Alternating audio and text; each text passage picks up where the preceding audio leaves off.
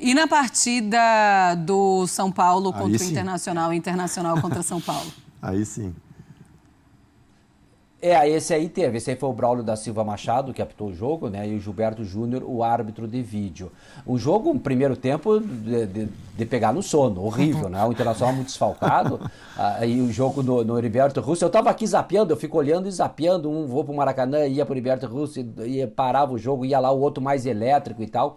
E você acaba vendo. Mas muito fraco o jogo no Heriberto Russo, principalmente no primeiro tempo, né? No segundo foi um pouco mais movimentado. E tivemos um gol daqueles do Cagliari.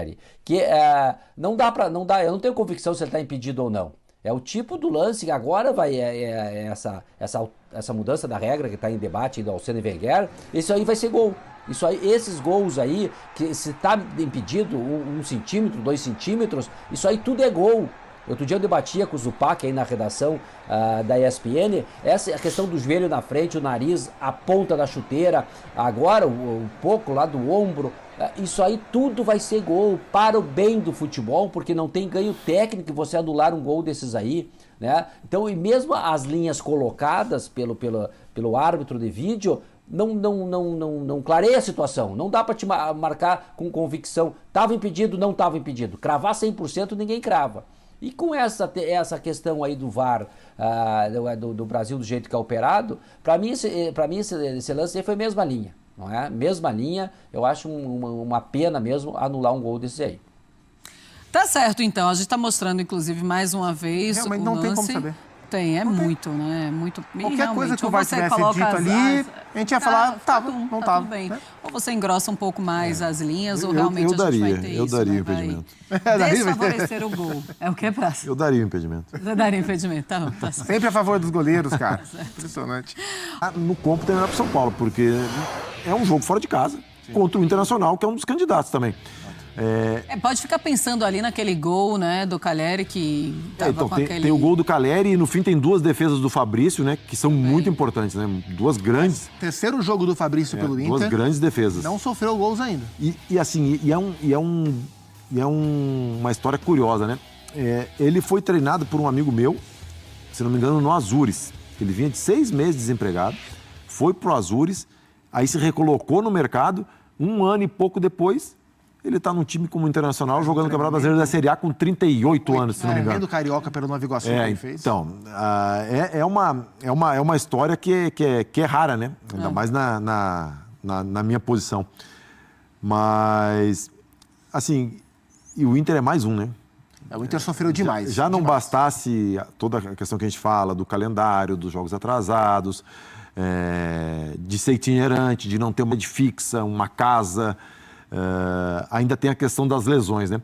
E eu estava para falar no outro comentário em cima do que o Renato falou, porque muita gente também falou assim, mas o Palmeiras, o Botafogo, o Flamengo estão oferecendo CTs, estádio e não sei o quê, a CBF.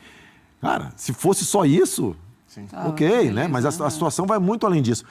Então, assim, é um campeonato que para esses 2 times, principalmente, o Juventude também fica prejudicado. Qualquer análise que a gente faz, por isso que assim, eu fico... dividido na hora de dizer se foi um bom resultado ou um mau resultado. Porque eu digo que foi um bom resultado para São Paulo porque é contra o Inter, um jogo fora de casa. Se eu digo que é bom para São Paulo, eu digo que é ruim para o Inter, mas analisando o contexto todo, Zupac, eu não posso dizer que foi um resultado ruim para o Inter, ainda mais contra o São Paulo, que vem numa crescente desde que o Zubeldia assumiu, o São Paulo não perdeu. É verdade. Ô, Zupa, eu queria colocar a lesão do Alan Patrick logo no comecinho da partida. É algo que o Cudê vai sentir demais. Bom, a gente não sabe se ele estará à disposição na próxima partida, imagino que não, porque ele não consegue dar continuidade, olha aí. Foi acidente de trabalho, Zupa? Foi. Não acho que foi intencional para tirar o Alan Patrick do jogo, não. Qualquer entrada nas costas, né, foi um joelho, né, que pegou na região lombar ali do Alan Patrick, a gente sempre acha que pode ser evitado, mas não foi uma entrada para machucar. Assim, uma coisa é o Inter não ter o Alan Patrick para o jogo de hoje. Outra coisa é o Inter contar com o Alan Patrick com 4 minutos ele sai de campo. Isso impacta a estratégia, isso queima uma alteração, isso traz um efeito psicológico de o jogo começar e você perder o seu principal jogador, o craque que sobrou da companhia, né? Então, assim, foi muito ruim para o Inter como um todo. O Inter, de novo, veio com o seu desenho básico, né? Com o Thiago Maia como volante, a linha dos 3 médios à frente, com o Wesley pela esquerda, o Arangues no meio e o Bruno Henrique pela direita. E esse desenho, né? Ponto, não é exatamente um ponta, mas o meia pela esquerda ser o Wesley, que é um ponta driblador, e o meia pela direita ser o Bruno, que é um volante, um jogador de outra característica, acaba jogando o Inter mais pro lado esquerdo. O time fica mais penso pro lado esquerdo. E o Alan Patrick, junto com o Luca, que foi o centroavante, era o cara que ia trabalhar mais próximo do Wesley para tentar encontrar a tabela, porque o São Paulo não ia oferecer campo pro Wesley correr. Então ia ter que ser um jogo mais de aproximação. E aí entrou o Johan, que também tem outra característica, não tem a mesma entrega técnica, e o Inter não conseguiu jogar. Então o Inter sentiu demais a falta do Alan Patrick, além dos outros desfalques. O São Paulo, por outro lado, fez um jogo inteligente na medida que entendeu também o que é o Inter do Cudê como característica, né? O que o Tchatcho gosta de que seus times tenham. Muita intensidade, muita verticalidade, muita velocidade. O que o São Paulo fez? Ele marcou bem lá atrás e quando tinha a bola, São Paulo teve mais posse, a maior parte do tempo, mas foi uma posse que, no primeiro tempo especialmente, ela foi mais no campo de defesa e o São Paulo tirou a velocidade do jogo. São Paulo tirou o ritmo que o Cudê queria colocar no jogo, né? Tentou com muita bola longa no primeiro tempo jogar, não conseguiu. E aí no segundo tempo, quando o Inter baixou a intensidade, tal qual no jogo contra o Belgrano, né? No jogo da volta do Inter em Barueri, que teve um bom primeiro tempo e uma queda brusca de intensidade no segundo tempo, hoje de novo teve também. E aí o São Paulo foi para o jogo. O Zubeldia fez as trocas que tinha que fazer e o São Paulo chegou a ser melhor. Como disse bem o Simão há pouco, o primeiro tempo foi de dormir. Até porque, olhando imagem por imagem, o Maracanã estava super iluminado e o Heriberto Rios parecia mais escuro. E o jogo foi ruim também, né, tecnicamente, pelos motivos todos já citados. Então foi difícil pro gol sair. Acabou saindo com o Caleri, mas o impedimento foi marcado. Parecia não. É bem escuro mesmo o Heriberto Rios. Ele fica... Rios. Você já tinha falado isso mesmo. Conheço, já fiz alguns jogos lá. Bom, vamos colocar os números, mas do Zubeldia é impressionante o que ele consegue fazer com esse São Paulo desde a chegada dele. A gente tem uma tela interessante, os torcedores estão completamente zubeldiados. Tem 11 jogos com 8 vitórias e 3 empates, um aproveitamento de 81,8%, 19 gols marcados e 4 sofridos. Tem que atualizar essa foto dele aí. Pois é, e tem uma, eu acho que o pessoal não tá sendo feliz nessa escolha das fotos, porque é do nosso telão aqui, o cabelo dele tá esquisito também. É esvoaçante. Então, ele não é o príncipe, né? Ele precisa melhorar esse cabelo aí, porque o príncipe não pode ter o cabelo assim muito... O vento, a Camila fala, é o vento. Bom, mas Praz, é impressionante realmente esse começo de trabalho do Zubeldia à frente do São Paulo. É uma mudança muito grande da equipe. Marcela, eu tenho conversado com alguns amigos são paulinos e os caras estão encantados com ele. Né? Tanto o torcedor, né, na questão, óbvio, de resultado, de mudança de ambiente. O Rafinha teve hoje... Resenha, né? Gravando aqui o resenha com a gente, né? E a gente conversou sobre isso também, da intensidade do Zubeldia, da atenção aos detalhes, do pegar pela mão, mostrar o posicionamento, mostrar a movimentação, de tu ir para o jogo treinado. O que é treinado? Sabendo o que tu vai fazer em cada situação. Então, o que o Rafinha estava exemplificando. Mas o que é isso? Saber o que tu vai fazer em cada situação. O lateral direito, vou dar um exemplo. O lateral direito recebe a bola. Ele tem a opção de um passe por dentro, de um passe por fora. Não tendo as duas opções, ele tem uma terceira opção. Então, são tudo coisas trabalhadas. Óbvio que não é muito tempo, né? A gente fala, para construir um time demora tempo até tu conseguir fazer todas as automações, né? Mas a gente já vê um São Paulo muito mais competitivo. Dá a impressão que com mais entendimento dos jogadores também, de repente, não vou nem entrar no mérito de conhecimento de futebol, não, mas com poder de convencimento maior, né, do Zubeldia, e isso também é natural pela construção da carreira do Zubeldia, né? Comparando com o antigo treinador, com o Carpini, ele tem um lastro maior, tem uma experiência maior, né? Então, assim, o São Paulo, com a volta do Lucas também, assim, é um dos jogadores aqui no Brasil que eu coloco na prateleira dos diferentes, como o Dudu está voltando agora para o Palmeiras. Então, assim, se a gente está perdendo, agora olhando por trás, se a gente está perdendo muitos jogadores da Copa América, a gente está tendo alguns de volta, né? O Lucas está voltando ao São Paulo depois de ficar um tempo fora. O Dudu voltando ao Palmeiras. Mas eu acho que E a gente também tem que... Uma curiosidade minha é esse mercado, essa janela do meio do ano, como os clubes vão trabalhar também. Agora, né? Pode ser um diferencial, porque a partir de 9 ou 10 de julho já pode inscrever meus jogadores, então pode ser um ponto de... Más allá de lo que yo veo en la imagen, tengo la sensación de que Caleri está habilitado. Pero no importa, soy fan del VAR. Lo que me gustaría es que contasen, es decir, cuando trazan una línea, no empiecen a trazar la otra línea con la imagen ya con la primera línea trazada. Una pixelada para un lado o un clic para otro determina si es offside o no. Pero de todas maneras, esa es la opinión de alguien que no sabe tanto de VAR. Carlos Eugênio Simon já está conosco. Muito bom dia, Simon. Bem-vindo, como sempre, ao nosso F360. A sua análise desse lance, que a gente vê toda hora, né? Várias vezes. Ou esse teve algo específico e de diferente? Bom dia, Simon. Bom dia, Abel, a Nath, Eugênio, Celso, a todos que nos acompanham. Muito boa a entrevista do Zubeldia. Ele pontuou o lance, não fez aquele discurso que a gente está acostumado a ver dos técnicos, quando é a favor e quando é contra eles se calam.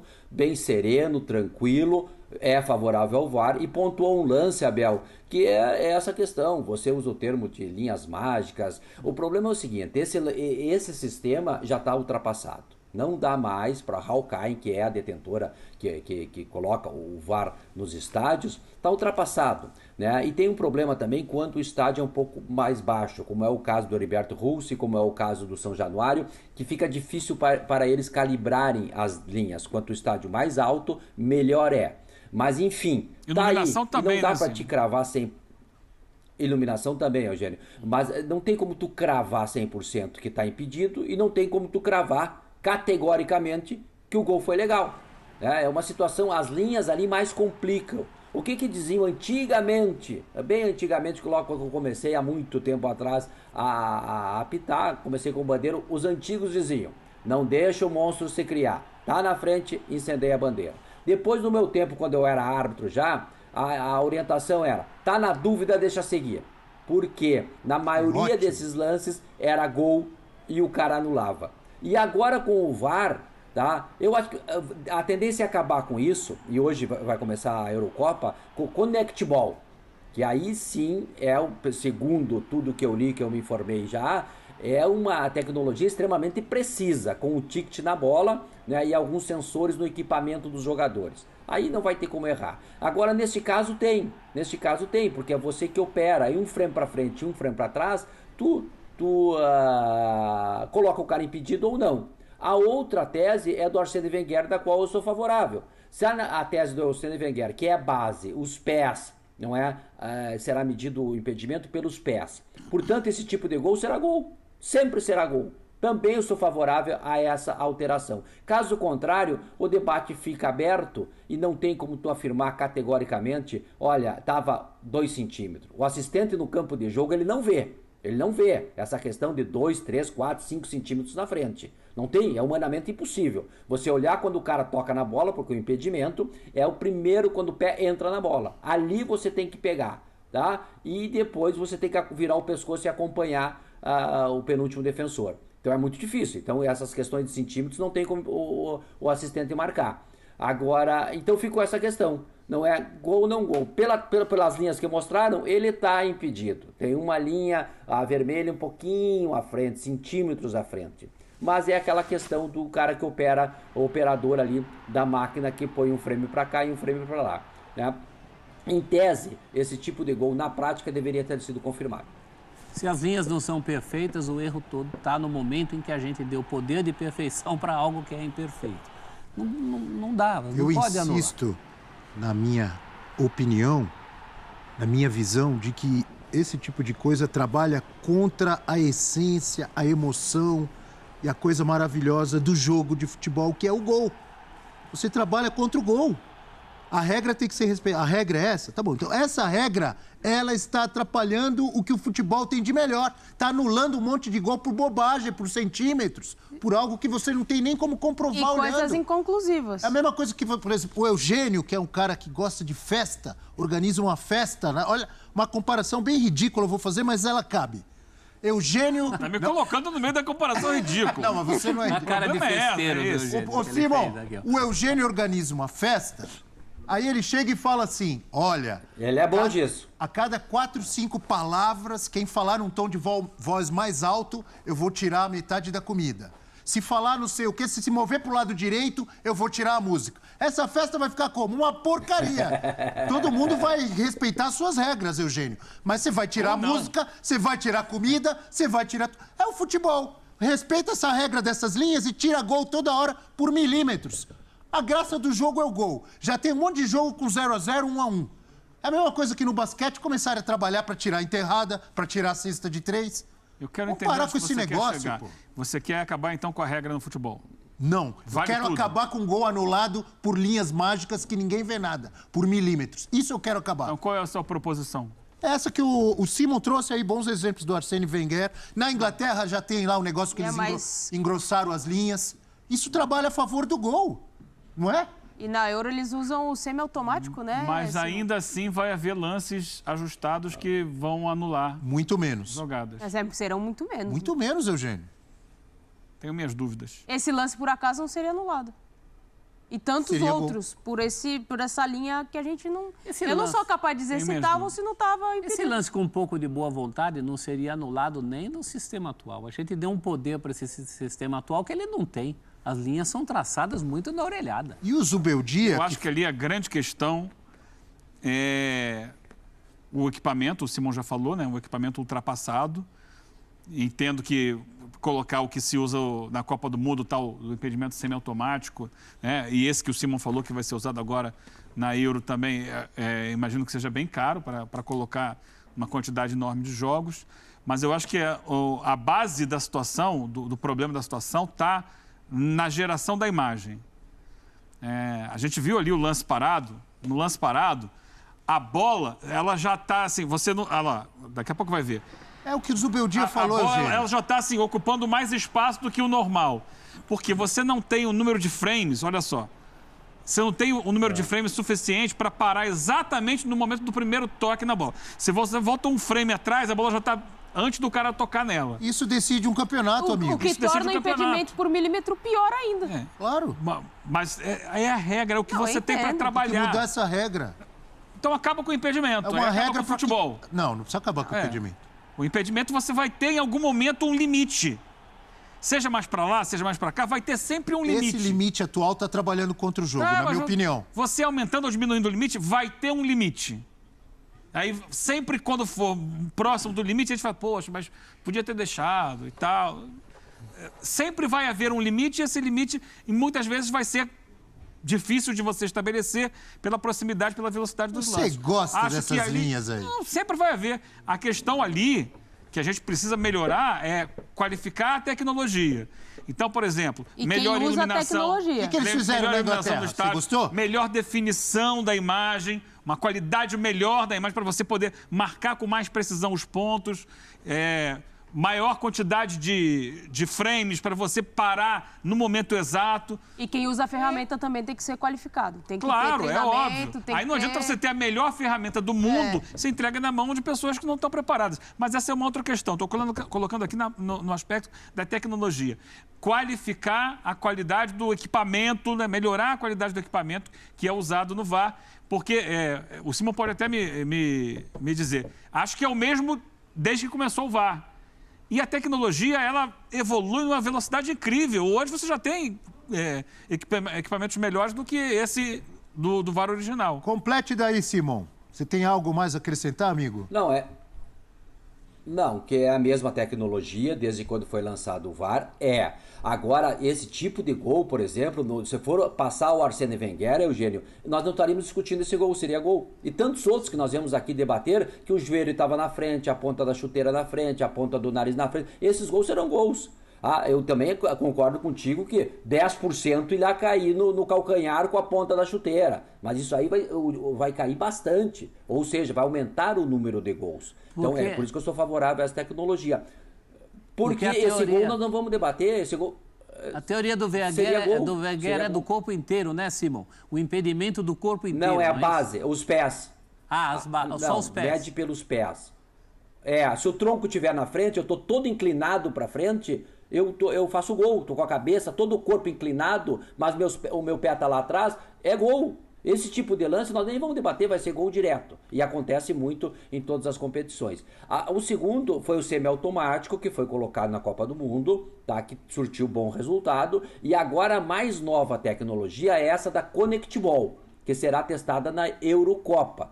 Tá? Essa é com sensor na bola e sensor no equipamento dos jogadores. Vamos ver o que vai acontecer. Né? Se de fato vai ser isso, só no final da competição a gente terá todos os dados, mas também é a tecnologia evoluindo e com isso a arbitragem também. Portanto, esse tipo de lance com a tecnologia evidentemente vai melhorar bastante. No caso do cara que opera o manual, se ele tira um frame ali, ele coloca o centroavante do São Paulo em condição. Portanto, esses gols aí será sempre essas linhas mágicas, Abel. Nós vamos debater enquanto continuar, mas eu acho que tem que evoluir. Eu sou favorável à regra número 11, o impedimento é que dá o tempero ao jogo. Né? O tempero da comida é o tempero do jogo, é a regra do offside. Tem que permanecer, evidentemente com algumas alterações, porque eu também concordo, Abel, o motivo maior é o gol, então tirando esse gol de uma condição em que o cara não tem ganho técnico nenhum, que foi o caso de ontem. Tá? Deixar um abraço entre uma das virtudes do Eugênio. Eu falei que ele é bom em fazer festa, mas ele é um extraordinário comentarista de futebol e é um grande companheiro. E para encerrar, eu quero mandar um beijo pro meu neto. Vocês ainda não têm neto, né? Vocês não sabem a alegria que tá nos assistindo lá no Canadá, o Gael com 4 anos, tá ligado. Já me mandaram mensagem aqui, o Gael tá te assistindo. Beijão, Gael. O vô te ama do tamanho do Canadá. Um beijo a todos. Tô devendo agora um almoço pro Simon. Um beijo pro Gael. Beijo pro Gael. Simon, um grande abraço. Simon, estão querendo tirar a carne do churrasco, Simon. Estão querendo tirar o gol do futebol. O Simon... Estão de brincadeira. O Simon já fez churrasco só de linguiça, ficou uma maravilha. Pronto. Bom dia, bom fim de semana, Simon. Obrigado. Valeu, pra você.